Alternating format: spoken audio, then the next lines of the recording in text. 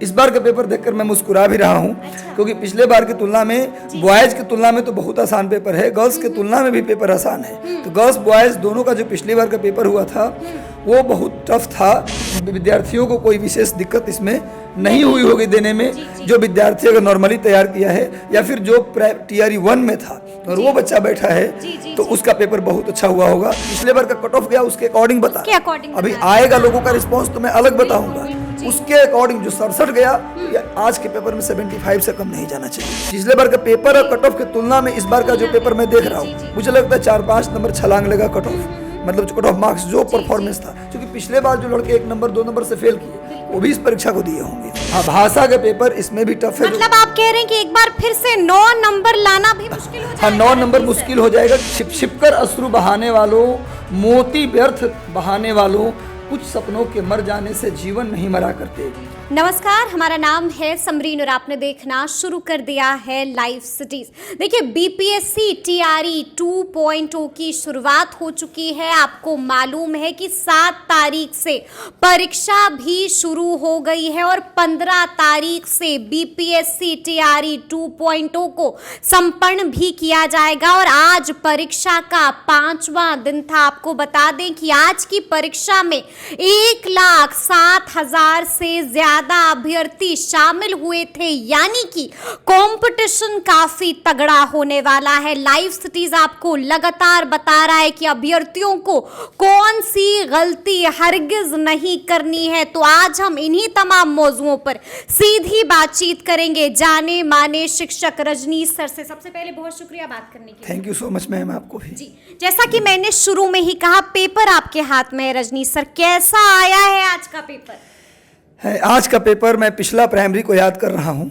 पिछले प्राइमरी में जो बॉयज़ और गर्ल्स अलग अलग पेपर हुआ था, इस बार कंबाइंड पेपर हुआ कि बच्चे कम थे।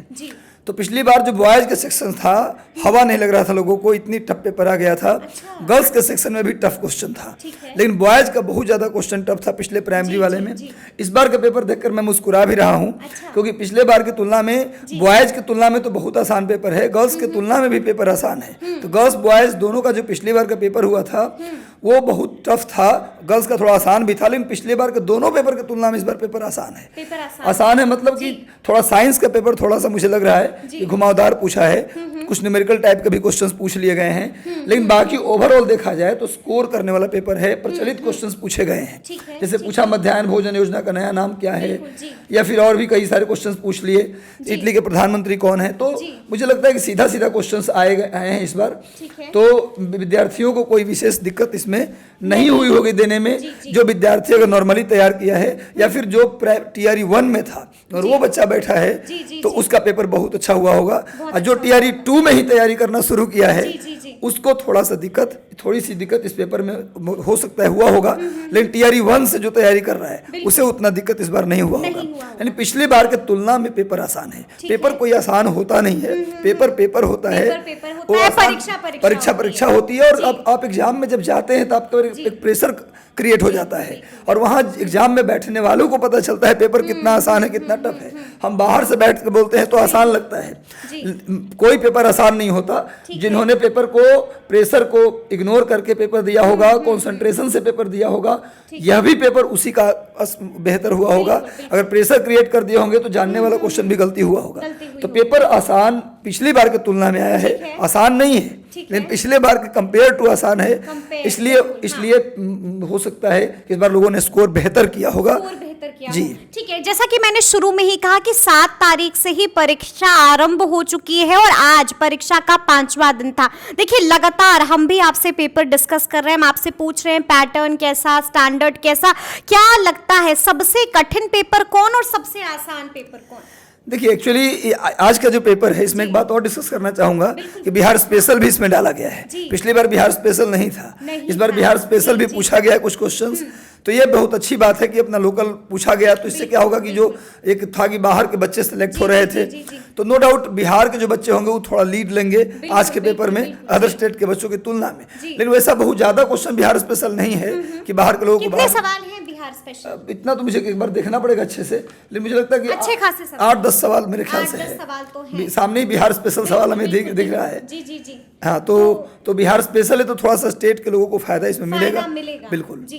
तो जैसा कि मैंने आपसे पूछा कि किस दिन का पेपर सबसे ज्यादा डिफिकल्ट रहा और किस दिन का पेपर सबसे आसान, रजनीश सर को क्या लगता है, क्योंकि लगातार आप इसको डिकोड भी कर रहे हैं? देखिए, मुझे लगता है कि 6 to 8 का जो पेपर हुआ जी, 9 तारीख वाला, 9 तारीख वो वाला। टफ पेपर था। सोशल साइंस तो 9-10 में भी आसान था, 8 तारीख वाले में भी, और 9 तारीख वाले में भी सोशल साइंस आसान था। ठीक है। लेकिन अगर 8 तारीख की तुलना करें तो सोशल साइंस भी 6 to 8 में टफ था, जी। और मैथ साइंस तो टफ था ही। तो 9 तारीख का पेपर रियल में चैलेंजिंग और बेहतर पेपर था। वहां पर अगर लोग एवरेज स्कोर भी करेंगे तो सिलेक्शन होने की संभावना है।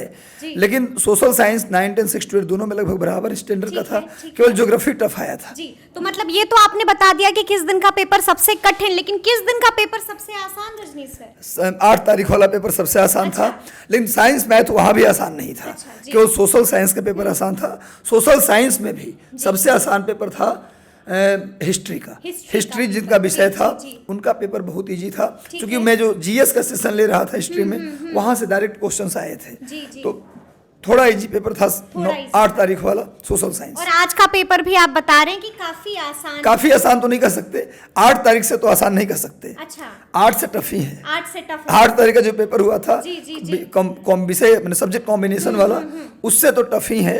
लेकिन पिछले बार से मैं तुलना कर रहा हूँ। मैं ये जो हुआ पेपर उससे तुलना नहीं कर रहा। पिछला प्राइमरी का जो पेपर हुआ उसके तुलना में पेपर इजी है। पेपर इजी आया है। तो देखिए, अब तो सवाल उठेगा ही, आपसे पूछा ही जाएगा कि कट ऑफ भी बता दीजिए। पेपर आपके हाथ में, क्या लगता है? देखिए, थोड़ा बच्चों का अभी तक मुझे 2-4 बच्चों ने ही कमेंट करके बताया है कि सर पेपर अच्छा हुआ। स्कोर उन्होंने भी नहीं बताया कि क्या स्कोर होगा, लेकिन जो पेपर मैं देख रहा हूँ इस पेपर के अकॉर्डिंग, देखिए अभी जब तक नहीं आ जाए मेरे पास लिस्ट कम से कम 100-200 बच्चों का स्कोर कितना है बताना मुश्किल है कट ऑफ। फिर भी जो पेपर आया है और पिछले बार के पेपर से मैं तुलना कर रहा हूँ, तो पिछले बार 67 गया था कट ऑफ जनरल का।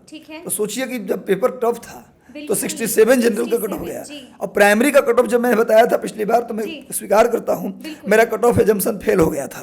52 में बता रहा था पेपर, 52 बताया जनरल का, 55 बताया था मैक्सिमम, और चला गया 67। मुझे लगता है जो पेपर पिछले बार आया था उसके तुलना करें तो पेपर थोड़ा पिछली बार से आसान है। तो कट ऑफ मुझे नहीं लगता कि 7 सीट कम है। इस बार सीट कम है, और सीट जो भी है जनरल में ही सीट, और 1,07,000, और जो भी सीट है जनरल में ही सीट है। तो 1,07,000 लोग फॉर्म भरे। अप्लीकेंट तो पिछली बार की तुलना में कम है। पिछली बार सीट ज्यादा था तो अप्लीकेंट ही थे 8 लाख। प्राइमरी में पिछली बार अप्लीकेंट थे 8 लाख बीएड को मिलाकर, और बीएड को हटाकर भी 3.5 लाख थे। तो सीट ज्यादा तो 3 फॉर्म भी था। तो मुझे लगता है कि 75 जो पेपर आया है इजी है। फिर भी ऐसा भी नहीं है कि इस पेपर को एकदम धुआं कर दिया जाए। मुझे लगता है कि इसके अनुसार 70 जो पिछले बार का कट ऑफ गया उसके अकॉर्डिंग बता, अभी आएगा लोगों का रिस्पांस तो मैं अलग बताऊंगा। उसके अकॉर्डिंग जो 67 गया, आज के पेपर में 75 से कम नहीं जाना चाहिए। 75 से कम कट ऑफ नहीं जाना चाहिए जनरल का। और उसी के अकॉर्डिंग 2-4 नंबर नीचे आ जाइए, तो 4 नंबर नीचे आएगा तो जनरल गर्ल्स का कट ऑफ हो जाएगा।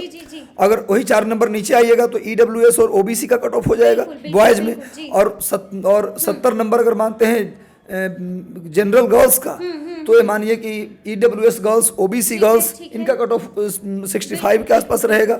अगर BC1 बॉयज की बात करेंगे तो उनका कट ऑफ आप मान के चलिए 65 के आसपास रहेगा, और EBC गर्ल्स की बात करेंगे तो 60-62 के आसपास कट ऑफ रहेगा। SC का कट ऑफ की बात करेंगे तो 55 के आसपास रह सकता है, बॉयज का 60 के आसपास, और गर्ल्स SC का रहेगा 55 के आसपास। ST का कट ऑफ EWS और OBC के बराबर ही होता है, तो 70 के आसपास। तो ये कट ऑफ मेरा पिछले बार के जो कट ऑफ था पेपर था, पिछले बार का पेपर और कट ऑफ की तुलना में इस बार का जो पेपर मैं देख रहा हूँ, मुझे लगता है 4-5 नंबर छलांग लगा कट ऑफ, मतलब जो कट ऑफ मार्क्स जो परफॉर्मेंस था। क्योंकि पिछले बार जो लड़के 1 नंबर 2 नंबर से फेल किए वो भी इस परीक्षा को दिए होंगे, तो जाहिर सी बात उन्होंने स्कोर बेहतर किया होगा। तो मुझे लगता है कि ये होना चाहिए। बाकी फीडबैक जब बच्चों का आ जाएगा 100-2, अभी इसको आप फाइनल कट ऑफ ना माने मेरे द्वारा, जब बच्चों का फीडबैक आ जाएगा तो मैम आप आइएगा, मैं बेहद सभी का कैटेगरी वाइज कट ऑफ बता दूंगा। तो आज के पेपर के लिए ढेर सारी शुभकामनाएं बच्चों को। पेपर ठीक आया, थोड़ा साइंस उलझाऊ है, साइंस, हाँ। बाकी मैथमेटिक्स, रीजनिंग, जीएस सब ठीक है। सब ठीक है। हिंदी साइंस फंसा सकता है। और भाषा का पेपर इसमें भी टफ है। भाषा का पेपर इसमें भी हाँ, भाषा का पेपर इसमें भी टफ है। मतलब आप कह रहे हैं कि एक बार फिर से 9 नंबर लाना भी मुश्किल हो जाएगा। हाँ, 9 नंबर मुश्किल हो जाएगा, क्योंकि 8 तारीख 9 तारीख को यही हुआ। हाँ। और आगे भी आज का भी पेपर में वही दिखाया गया कि भाषा यदि आप गए हैं प्रीवियस पेपर करके या कुछ गेस क्वेश्चन करके तो भाषा आपको रुलाएगा। क्योंकि हमारे पास ऐसे ऐसे बच्चों का फोन आया कि 85 आ रहा है, सोशल साइंस में 85 आ रहा है, 9, 10 में 6 to 8 में, और मेरा 6 नंबर आ रहा है, 8 नंबर, ऐसे मुझे 2 भाषा में 6 नंबर 8 नंबर 8 तारीख 9 तारीख वाले में। अब आज का परफॉर्मेंस क्या है मुझे नहीं पता, पर आज भी भाषा का पेपर आसान नहीं है। तो इसमें क्वालिफाई अगर करेंगे तभी यहाँ पर कट ऑफ बनेगा। तो ये भी समस्या उत्पन्न कर सकता है। एक समस्या है। देखिए कल जो है, कल भी पेपर है, तो कल के पेपर के लिए हम चाहेंगे कि आप अपने चेलों को गुरु मंत्र दे दें। कल का पेपर कल नहीं है, आज 14 हो गया ना, 15 को पेपर है। कल के लिए गुरु मंत्र यही है कि कल का फाइट बहुत कम है, 1 पर 2 है। 1 पर 2 का मतलब कुछ विषयों में 1 पर 2 है, कुछ विषयों में बस 1 है, तो लड़के भी उतने ही एप्लीकेंट हैं। तो 2 में से 1 में आना है तो एक बहुत बड़ा कॉम्पिटिशन नहीं है। यदि आपने 6 to 8, 9, 10 दिया है, 8, 9 का पेपर अच्छा हो गया, तब तो आप पॉजिटिव मूड में होंगे, बेहतर एग्जाम देंगे कल वाला। लेकिन जिनका पेपर 6 to 8 में या 9, 10 में गलती से खराब भी हो गया है, होता है कभी कभी, हम लोग पढ़ के जाते हैं, खूब मेहनत करके जाते हैं, दिन अगर खराब होता है तो पेपर खराब हो जाता है। जो सही क्वेश्चन वो भी गलत होता है, और जो अंदाज पे लगाए वो भी गलत हो जाता है। और कभी कभी आपका दिन बेहतर होता है, आप प्रेशर रिलीज करके जाते हैं, तो फिर देखिएगा जो आने वाला क्वेश्चन तो गलती नहीं होता है, साथ साथ जो हम तुक्का भी लगाए वो भी सही निकल जाता है। तो दिन की बात है, घबराने की जरूरत नहीं है। 6 to 8, 9, 10 आपका खराब भी हुआ गलती से, तो आप कमजोर नहीं हैं, आप बहादुर बच्चे हैं। कल का पेपर आप ठीक से दीजिएगा, क्योंकि कल का कंपटीशन बहुत आसान है, बहुत आसान। कल का पेपर शांत मन से खाली दीजिएगा, तैयारी नहीं भी है तब भी सिलेक्शन आपका होने की संभावना है। तो कल के पेपर के लिए बिल्कुल मत घबराइए, अच्छे से पेपर दीजिए। आज शाम को 4-5 बजे के बाद पढ़ाई अपनी छोड़ दीजिएगा, और सेंटर पे जाके बिल्कुल नहीं पढ़ाई करना है। सेंटर पे जाके पढ़ने से दिमाग थकता है और आप पेपर गलत करके आ जाते हैं। और सबसे बड़ी बात कि पेपर में जब जाइएगा तो जो आपका रोल नंबर है, नेम है, उसको आप ठीक से उसको फिल कीजिएगा, क्योंकि बेसिक इंस्ट्रक्शन में कई लोग इस बार भी गलती की कि रोल नंबर को एक ही 5 मतलब 2 गोला सेम कॉलम कर दिए। तो ऐसे में रोल नंबर को ठीक से देख के रंगिए, और यदि कोई कॉलम पता न चले तो इन्विजिलेटर को बुला लीजिए, उनसे पूछ लीजिए कि क्या भरना है। 5 मिनट बाद पेपर शुरू करिए, पर वो गलती नहीं होना चाहिए, और पेपर अच्छे से दीजिए, पेपर आसान आएगा। आप हमारे चैंपियन हैं और आपका पेपर अच्छा होने वाला है। और एक लास्ट चीज कि आप पेपर में क्वेश्चन छोड़ के मत आइएगा, क्योंकि निगेटिव मार्किंग नहीं है। गलती से भी 2-4 सही हो गया तो आप मेरिट में आ जाएंगे। तो अंतिम में 10 मिनट बचा लीजिएगा, एक क्वेश्चन को रंग जरूर दीजिएगा। बस यही मेरा इंस्ट्रक्शन है। बाकी all the best, God bless you. और एक लाइन है भैया, जीवन में क्या खोया क्या पाया लगा रहता है। एक मुझे गोपाल दास नीरज की पंक्ति याद आती है, मैं थोड़ा सुनाना चाहता हूँ। बहुत शानदार पंक्ति है, मैं हमेशा सुनाता हूँ बच्चों को, और मुझे भी मोटिवेट किया है। गोपाल दास नीरज की पंक्ति है, मैं अभी तुरंत सुना देता हूँ इसको, 2 सेकंड लगेगा। बहुत अच्छा पंक्ति है। छिप छिप कर अश्रु बहाने वालों, छिप छिप कर अश्रु बहाने वालों, मोती व्यर्थ बहाने वालों, कुछ सपनों के मर जाने से जीवन नहीं मरा करते, कुछ पानी के बह जाने से सावन नहीं मरा करते, कुछ दीपों के बुझ जाने से आंगन नहीं मरा करते, चंद खिलौनों के खोने से बचपन नहीं मरा करते, लाख करे पतझड़ कोशिश उपवन नहीं मरा करते, कुछ मुखड़ों के नाराजी से दर्पण नहीं मरा करते, छुप छुप कर अश्रु बहाने वाले, मोती व्यर्थ लुटाने वाले, कुछ सपनों के मर जाने से जीवन नहीं मरा करते। बस पॉजिटिव रहिए, जीवन आगे बहुत है। जीवन आगे बहुत है, लेकिन सवाल भी मेरे बहुत हैं। एक और सवाल है रजनीश सर, ये मेरा आखिरी सवाल होगा आपसे। देखिए परीक्षा रद्द हो गई थी, आपको याद होगा कि सीतामढ़ी में परीक्षा रद्द हो गई थी, और आपने देखा था कि सिवान में भी कुछ ऐसे अभ्यर्थी थे जिन्हें प्रश्न पत्र नहीं मिला था। अब उनकी परीक्षा 18 तारीख को होने वाली है। तो सबसे पहले तो हम आपसे जानना चाहेंगे कि अभ्यर्थी डरे हुए हैं, कह रहे हैं कि उनके साथ कहीं नाइंसाफी ना हो जाए, कहीं स्टैंडर्ड इतना हाई ना हो जाए, क्या करें वो, कैसे वो अपने डर पर काबू पाएं? देखिए एक्चुअली ये कहा नहीं जा सकता। एक बार ऐसा हुआ था, बीपीएससी 64 या 65 मुझे याद है कि औरंगाबाद का पेपर कैंसिल हुआ था, और वहाँ का पेपर जो दोबारा री एग्जाम जो हुआ उसमें पेपर थोड़ा टफ आ गया था। तो उस सेंटर के जितने बच्चे थे उनका फिर उसमें से किसी का रिजल्ट दोबारा में नहीं आया था, तो मेरिट में नहीं आ पाया। तो ये होता है, तो ये थोड़ा मुझे लगता है कि आप हम पहले से जो प्रेडिक्शन करके चलते हैं कि भविष्य में क्या होगा, ये मुझे लगता है रॉन्ग है। लाइफ में कभी भी, ये तो एग्जाम है, लाइफ में किसी भी पड़ाव पर आगे क्या होगा इसको सोचकर दुखी नहीं होना है। जो होना है वो होके रहता है। आप अपनी तैयारी करिए, जो होना है वो तो होना ही है, और जो नहीं होना वो कभी नहीं होना है। तो जो होना है वही होना है। तो हम मेहनत करेंगे, और मेहनत करेंगे तो सच है कि समस्या आसान और छोटा हो जाता है और उसका नुकसान आपको नहीं होता। यदि हाँ, अगर डर के मारे भविष्य को सोचकर दुखी होकर बैठे रह जाएं तो वो प्रॉब्लम और बड़ा हो जाता है और आपको ज़्यादा तकलीफ देता है। इसलिए प्लीज़ अपनी पढ़ाई को फोकस कीजिए, हो सकता है और इजी पेपर आ जाए। बिल्कुल हो सकता है। इसलिए ये सब मत सोचिए, अपनी परीक्षा की तैयारी और बेहतर कीजिए। एक मौका समझिए भगवान ने आपको दिया और उसको और बेहतर करना है, और बेहतर करना है। देखिए साफ साफ रजनीश सर ने बता दिया है कि डरने से काम नहीं चलेगा। आप अपने हथियार को मजबूत रखिए, यानी कि आप अपनी तैयारियों पर काम कीजिए। तैयारी जो है वो पूरी तरह से पुख्ता रखिए और उसके बाद आप अपना 100% दीजिए और देखिएगा कि फल जो होगा, रिजल्ट जो होगा वो बिल्कुल लाजवाब होगा और शानदार होगा। तो अब देखना है कि आगे क्या कुछ होता है। लेकिन ये पूरी बातचीत आपको कैसी लगी कमेंट करके हमें जरूर बताइएगा। तो इस तरह के तमाम अपडेट्स के लिए ऐसे ही हमारे साथ बने रहिएगा और देखते रहिएगा लाइव सिटीज। बहुत शुक्रिया।